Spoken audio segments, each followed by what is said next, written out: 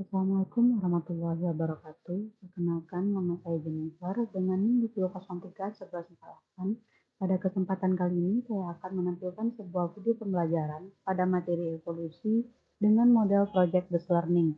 Untuk itu, saya mohon kepada Bapak, Ibu, dan teman-teman semua untuk memberikan like dan komen pada video kali ini. Atas perhatiannya, saya ucapkan terima kasih. Wassalamualaikum warahmatullahi wabarakatuh. Assalamualaikum warahmatullahi wabarakatuh. Waalaikumsalam warahmatullahi wabarakatuh. Selamat pagi anak-anak semua.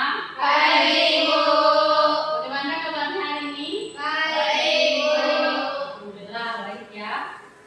Baiklah, sebelum memulai pembelajaran, alangkah baiknya kita memulai dengan berdoa terlebih dahulu. Untuk ketua kelas, Ibu minta tolong untuk dipimpin doa. Bersiap berdoa. Amin. Baiklah, selanjutnya Ibu akan mengecek kehadiran Anda semua. Jika namanya dipanggil, tolong angkat tangan. Yang pertama, Yohana, hadir Bu. Utami, hadir Bu. Mayang, hadir Bu. Asa, Hadir, Bu. Intan, Hadir, Bu. Monika, hadir Bu. Oke, hadir semuanya ya. Oke, untuk pembelajaran kita ke depannya yang lebih nyaman, untuk anak-anak semua Ibu harapkan untuk mengecek keadaan di sekelilingnya, untuk sampah-sampah tolong dibuang dan juga tolong kondisikan keadaan kursi dan mejanya. Semua alat yang berkaitan dengan pembelajaran hari ini tolong diletakkan di atas meja ya, dan yang tidak berhubungan tolong disimpan dulu. Oke, sebelumnya Ibu mau nanya, ada nggak yang masih ingat pembelajaran kita minggu lalu? Ada yang masih ingat?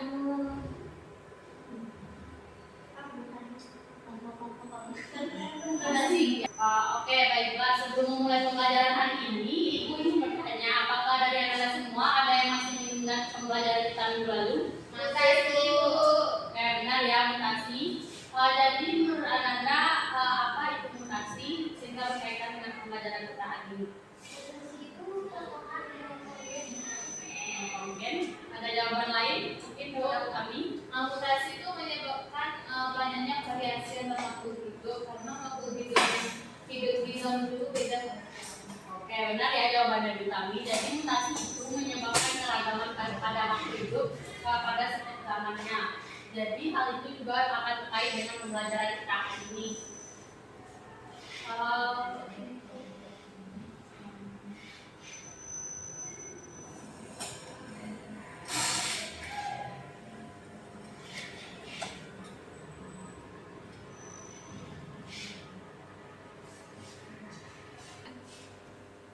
Untuk pembelajaran kita hari ini, Anda bisa melihat gambar di depan. Apakah Anda pernah melihat gambar di depan? Pernah ya. Di mana Anda pernah menemukan gambar ini? Nah, apalagi? Foto. Oke, benar. Jadi gambar ini bisa kita temukan di foto atau dari kebun binatang atau dari TV. Kita pernah melihat hewan ini. Jadi menurut Anda semua, dari semua hewan yang ada kan, hewan ini merupakan salah satu yang memiliki ciri khas, yaitu memiliki leher yang panjang. Menurut Anda semua, kenapa hewan ini bisa memiliki leher yang panjang? Adaptasi dengan lingkungan. Adaptasi dengan lingkungan. Ada jawaban lain? Makanan yang tinggi. Karena makanan yang tinggi. Ada yang ingin coba jawab lagi? Keturunannya Keturunan. Oke, dari jawaban anak-anak semua tadi itu hewan ini memiliki leher panjang karena untuk adaptasi, untuk menjangkau makanan yang tinggi, dan juga karena keturunannya. Hal itu terkait dengan pembelajaran kita hari ini, yaitu materi evolusi. Di mana dari materi evolusi ini, KD yang akan kita bahas yaitu yang pertama KD 3.9, yaitu untuk KD pengetahuan, yaitu menjelaskan teori, prinsip, dan mekanisme evolusi serta pandangan terkini para ahli terkait spesiasi. Dan juga untuk KD 4.9 itu untuk KD keterampilan, yaitu menyajikan kategorinya terhadap gagasan baru tentang kemungkinan pandangan evolusi berdasarkan pemahaman yang dimiliki. Untuk indikatornya sendiri yaitu ada menjelaskan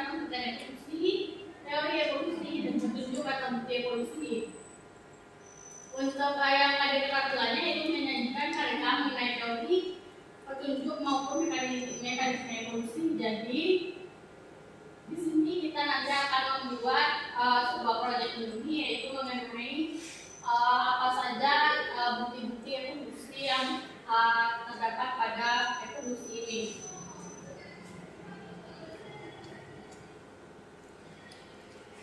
Untuk yang selanjutnya yaitu juga mempelajari kita hari ini. Yang pertama diharapkan anak-anak semua dapat menjelaskan apa itu evolusi. Yang kedua yaitu mengenai apa saja bukti dan petunjuk evolusi, ada teori evolusi, dan juga dapat menginterpretasikan karya terkait dengan evolusi.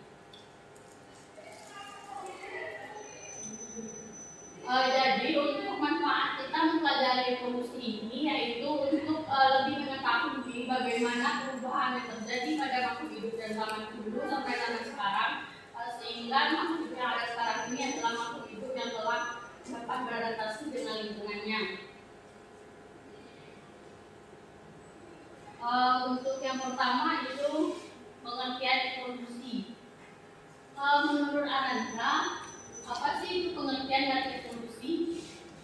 Ada yang bisa menyebutkan apa itu evolusi? Mungkin apa satu kata yang bisa menggambarkan dari evolusi? Perubahan lama, secara bertahap.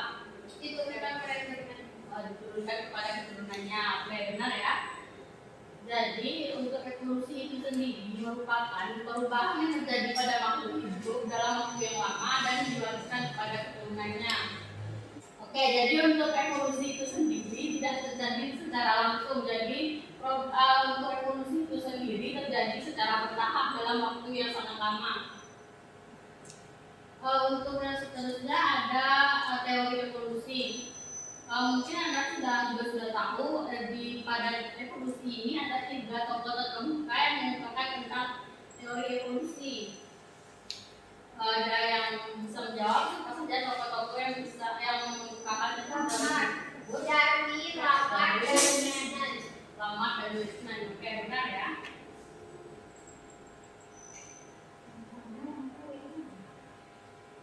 Oke, untuk teori evolusi dari Darwin ini sendiri itu membahas mengenai seleksi alam, di mana Darwin mengatakan bahwa spesies yang hidup sekarang ini merupakan berasal dari spesies zaman dahulu yang berevolusi melalui seleksi alam. Dari gambar yang Ibu tampilkan, apakah Anda bisa menjelaskan apa teori dari Darwin ini dan menjelaskan dari gambar tersebut sesuai dengan teori Darwin? Mungkin kalau ada yang bisa, silakan angkat tangan. Dimana awalnya itu ada 2 jerapah dan kenapa akhirnya hanya tersisa 1 jerapah? Menjawab Bu. Menurut Ata karena di zaman dulu tuh memang ada 2 jenis jerapah, ada jerapah berlayar pendek dan jerapah berlayar panjang. Namun karena kondisi lingkungan yang makanannya tinggi, jadi yang bisa bertahan hidup untuk makan hanya jerapah berlayar panjang. Jadi jerapah berlayar pendek itu nggak bisa dapat makan dan akhirnya mati ibu. Jika dia sampai sekarang bisa jerapah berlayar panjang. Oke, benar ya jawabannya dasar. Jadi menurut Darwin ini jerapah pada zaman dahulu itu terdiri atas 2 jenis jerapah, yaitu jerapah yang memiliki leher yang panjang dan jerapah yang memiliki leher yang pendek. Oleh karena makanannya yang tinggi, oleh karena itu jerapah yang leher pendek ini terseleksi oleh alam sehingga yang tersisa pada saat sekarang itu adalah jerapah yang berleher panjang. Oke, yang kedua itu ada teori evolusi dari Lamarck. Lamarck ini mengatakan itu teori evolusi mengenai ius dan disuse, di mana ius ini merupakan organ yang sering digunakan dan disuse ini organ yang tidak digunakan. Organ yang sering digunakan ini akan berkembang, sedangkan yang tidak digunakan akan mengalami reduksi atau tidak berkembang. Oke, selanjutnya dari gambar ini apakah ada yang bisa menjelaskan mengenai teori evolusi Lamarck? Kan Ibu coba jawab. Dikarenakan sumber makanannya yang tinggi, si jerapah tadi menggunakan lehernya semaksimal mungkin. Jadi itu karena sering digunakan, makanya jaringannya itu berkembang. Makanya dari pendek bisa menjadi panjang. Oke, benar ya jawabannya Intan. Jadi dari gambar jerapah digunakan itu dapat terkait dengan teori dari Lamarck, yaitu organ yang sering digunakan dan tidak sering digunakan. Di mana dari gambar tersebut terlihat bahwa jerapah itu sering menggunakan lehernya untuk mencapai makanan yang tinggi sehingga lehernya itu berkembang menjadi panjang. Untuk selanjutnya ada teori evolusi dari Weismann. Weismann ini memiliki teori yang agak bertolak belakang dengan teori Lamarck, di mana Weismann mengatakan bahwa perubahan karena lingkungan itu tidak diturunkan kepada keturunannya. Di mana Weismann itu mengemukakan teori melalui percobaan yang dilakukan pada tikus, di mana Weismann mencoba untuk memotong ekor tikus dan dikawinkan dengan tikus yang lainnya. Namun pada hasil percobaan yang didapat, tikus ini tetap memiliki ekor yang panjang. Dari hal tersebut, Weismann berpendapat bahwa perubahan yang terjadi karena lingkungan itu tidak diturunkan kepada keturunannya.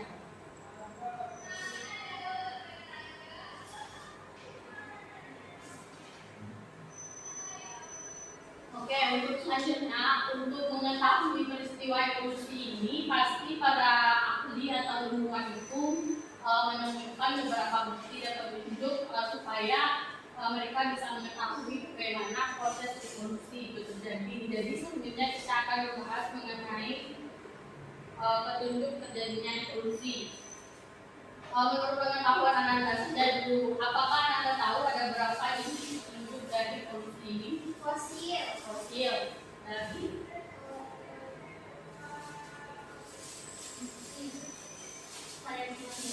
variasi itu Sisa tubuh ada sisa petunjuk secara kimia. kimia. Oke, selanjutnya akan dijelaskan ya. Jadi untuk petunjuk evolusi yang pertama itu ada variasi pada makhluk hidup. Variasi ini maksudnya adalah keragaman pada makhluk hidup yang terjadi dalam satu spesies. Jadi untuk variasi makhluk hidup itu dapat kita lihat pada contoh hewan-hewan yang ada sekitar kita, di mana hewan itu berada dalam satu spesies namun memiliki bentuk yang berbeda. Hal itu disebabkan karena evolusi. Oke, baiklah. Untuk petunjuk evolusi yang kedua itu ada temuan fosil, di mana di sini salah satu contohnya yaitu fosil kuda. Namun itu tidak akan menjelaskan secara lebih detail mengenai evolusi kuda ini, karena untuk evolusi kuda ini nantinya akan menjadi salah satu proyek anak-anak yang pembelajaran, yaitu membuat clipping mengenai evolusi kuda dari zaman dahulu. Dan juga untuk menjawab pertanyaan bagaimana sih mengapa kuda ini dijadikan salah satu petunjuk dalam evolusi ini. Untuk selanjutnya itu ada anatomi perbandingan. Yang pertama itu ada homologi dan juga ada analogi. Untuk homologi itu sendiri adalah dua organ yang memiliki struktur yang sama namun memiliki fungsi yang berbeda, dan juga analogi itu dua organ yang memiliki bentuk yang berbeda tapi memiliki fungsi yang sama. Apakah ada yang bisa menyebutkan apa saja contoh dari organ homologi dan analogi ini? Ada yang bisa? Silakan angkat tangan. Homologi itu yang contohnya seperti di gambar itu ada tangan manusia, ada kaki kucing, sayap lumba-lumba, dan juga sayap lalat. Semuanya mempunyai struktur tulang yang sama, sebenarnya bagian-bagian tulang yang sama, namun fungsinya berbeda. Pada manusia untuk terbang, pada kelelawar untuk terbang, pada paus untuk berenang, sedangkan untuk kucing itu untuk berjalan tanpa bisa menggenggam, tapi strukturnya tetap sama. Oke, benar ya jawaban dari Asa. Diplom untuk Asa dulu. Oke, selanjutnya untuk organ analogi, ada yang bisa menjelaskan dari gambar di depan apa itu organ analogi? Analogi itu strukturnya berbeda, Bu, tapi fungsinya sama. Seperti kayak tadi itu ada sayap kupu-kupu, ada sayap dari kelelawar, burung. Nah, itu tuh strukturnya berbeda, tapi fungsinya sama-sama untuk terbang. Oke, benar ya jawaban Intan. Beri plus Intan. Selanjutnya untuk petunjuk yang keempat itu ada embriologi perbandingan. Silakan kepada Anda bisa menjelaskan embriologi perbandingan, silakan tangan atau ibu yang menunjuk. Mungkin kepada Monica silakan menjelaskan embriologi perbandingan.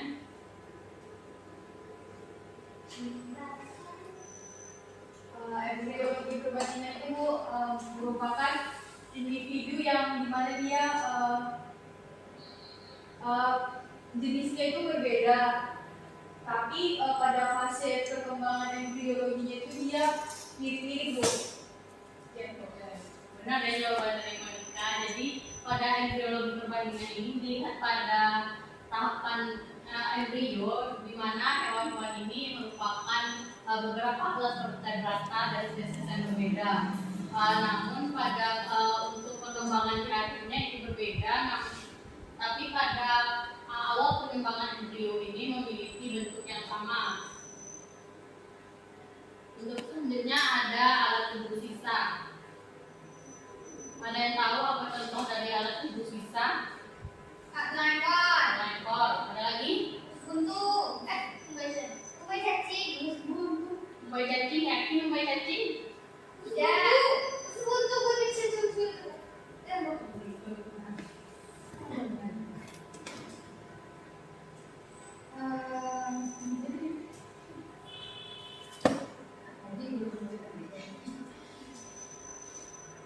Apa tadi yang organ itu organ sisa pada manusia? ada tulang ekor. Tulang ekor, Terus ada appendix yang appendix kecil atau umbai. umpai cacing. Oke benar ya tadi jawaban dari Anda semua, dari Hana, Bintan dan juga Aska. Untuk selanjutnya itu ada petunjuk yang keenam, ada petunjuk secara biokimia, di mana petunjuk secara biokimia ini dilakukan mengenai uji presisitif, yaitu uji adanya reaksi antara antigen dan antibodi. Untuk yang ketujuh ada perbandingan fisiologi, yaitu organisme yang mempunyai fisiologi yang sama seperti respirasi, ekspirasi dan sebagainya. Meskipun ciri morfologi dan jumlah sel yang membentuk setiap organisme berbeda, terdapat kemiripan dalam proses fisiologinya. Oke, untuk materi kita sampai di sana. Untuk selanjutnya, Ibu ingin membagi Ananda menjadi 4 kelompok. Silakan berhitung 1 sampai 4. 1, 2, 3, 1, 2. Selanjutnya Ibu akan memberikan alat dan bahan untuk proyek kita hari ini. Untuk kelompok yang tadi silakan duduk di kelompok masing-masing.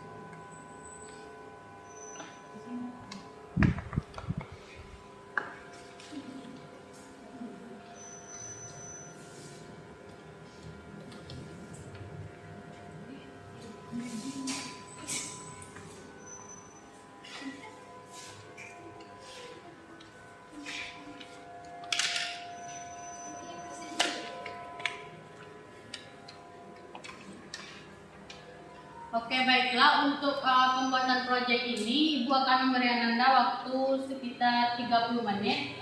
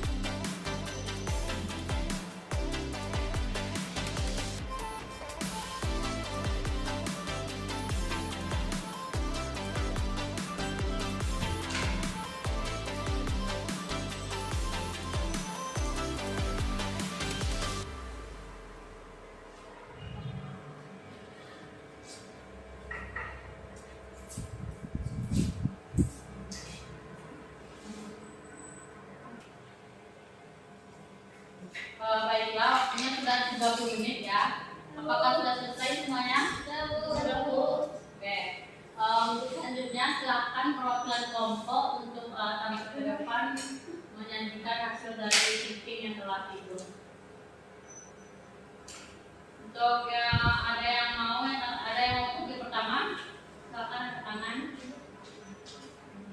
Kami Bu. Silakan Monika.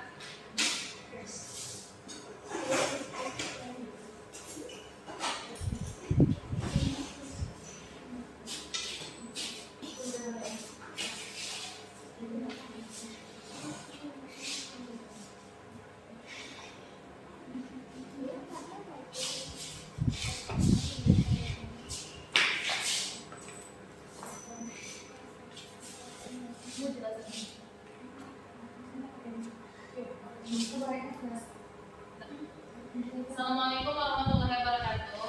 Waalaikumsalam warahmatullahi wabarakatuh. Baik, kami dari kelompok 1 akan mempresentasikan hasil diskusi mini project kami yang akan dipresentasikan oleh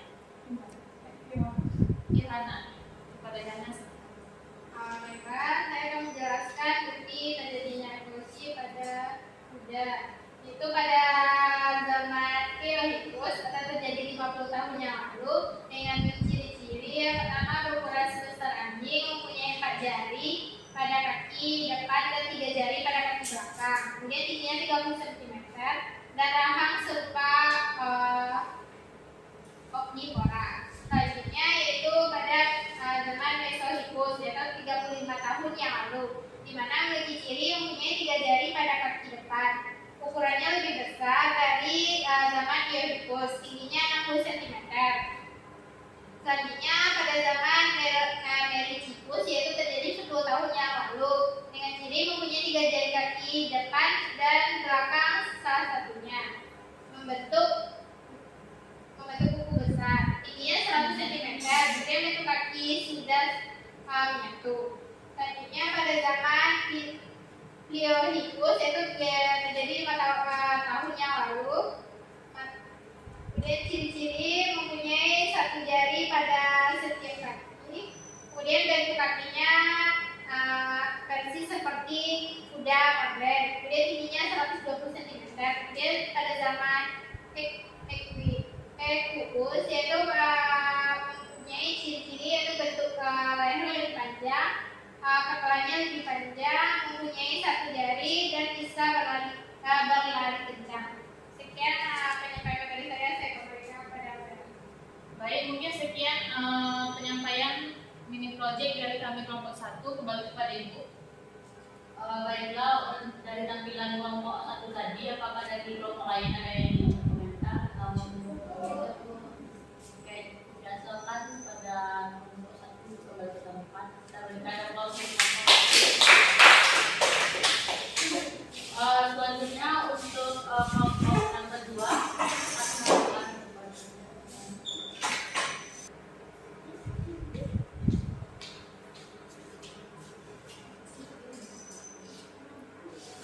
Assalamualaikum warahmatullahi wabarakatuh. Waalaikumsalam warahmatullahi wabarakatuh.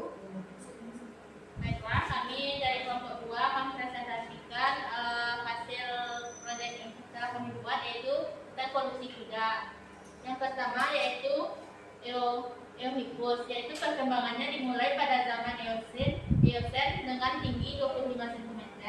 Yang kedua yaitu Mesozoikus, perkembangannya dimulai pada zaman Oligocene dengan tinggi mencapai 60 cm dan mempunyai 3 jari.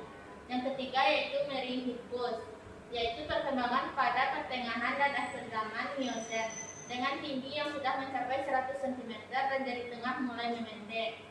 Yang keempat yaitu Piohippus, yaitu perkembangan pada pertengahan zaman Pleistocene sekitar 6 juta tahun lalu dengan tinggi 125 cm.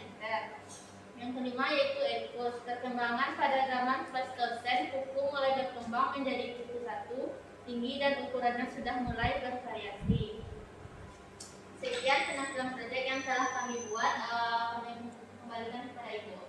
Baiklah, itu tadi penampilan dari kelompok 2. Apakah dari kelompok lain ada yang ingin komentar atau menambahkan? Oke, cukup ya. Baik, terima kasih kepada kelompok 2. Selamat kembali ke tempatnya. Selanjutnya untuk kelompok 2.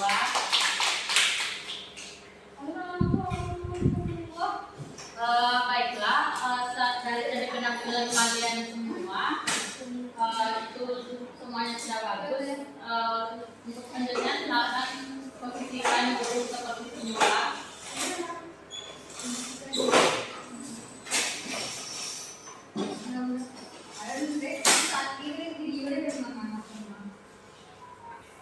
Oke, dari penampilan kedua kelompok tadi itu sudah bagus, sudah menjelaskan bagaimana proses evolusi dari kuda ya, dari kuda dari zaman dulu sampai zaman sekarang, di mana pada proses evolusi kuda ini, kuda itu awalnya hanya berukuran sebesar anjing dan juga memiliki 4 kaki di bagian depan dan juga 3 kaki di bagian belakang. Karena adanya evolusi, maka kuda yang ada pada zaman sekarang sudah memiliki tubuh yang lebih tinggi dan juga kakinya mengalami reduksi karena untuk mempercepat lari pada kuda ini. Jadi untuk pertemuan kita hari ini cukupkan sampai di sini. Jadi untuk pertemuan kita berikutnya, Ibu akan memberikan Ananda berupa tugas untuk dilaksanakan di rumah. Tugas ini merupakan salah satu bentuk dari bagaimana kalian sampai mana kalian bisa memahami materi pada hari ini, dan juga untuk minggu depan itu akan dievaluasi. Jika masih ada yang nilainya di bawah KKM akan dilakukan remedial, dan juga jika nilainya sudah baik akan dilakukan pengayaan. Juga untuk pertemuan selanjutnya kita akan mempelajari mengenai lanjutan dari pembelajaran kita hari ini, yaitu mengenai materi mekanisme evolusi. Oke, untuk pembelajaran kita hari ini, apakah ada yang bisa memberikan kesimpulan untuk pembelajaran kita hari ini? Memberikan kelas 10 bagi yang bisa menyimpulkan, silakan kepada Mayang. Saya akan menyimpulkan pembelajaran kita hari ini, yaitu evolusi merupakan perubahan yang terjadi pada makhluk hidup secara perlahan dalam kurun waktu yang lama. Evolusi itu ada 3, yaitu evolusi Darwin, evolusi Lamarck, dan evolusi Luhmann. Petunjuk terjadinya evolusi itu ada 7, yaitu variasi makhluk hidup, temuan fosil, anatomi perbandingan, biologi perbandingan, alat tubuh sisa, petunjuk secara ilmiah, dan perbandingan fisiologi. Oke, benar ya, jawaban dari Mayang tadi.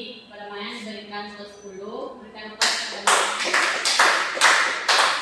Oke, dari kesimpulan Mayang tadi, maka praktek pembelajaran kita hari ini untuk itu mari tekan hamdalah. Alhamdulillahirrahmanirrahim.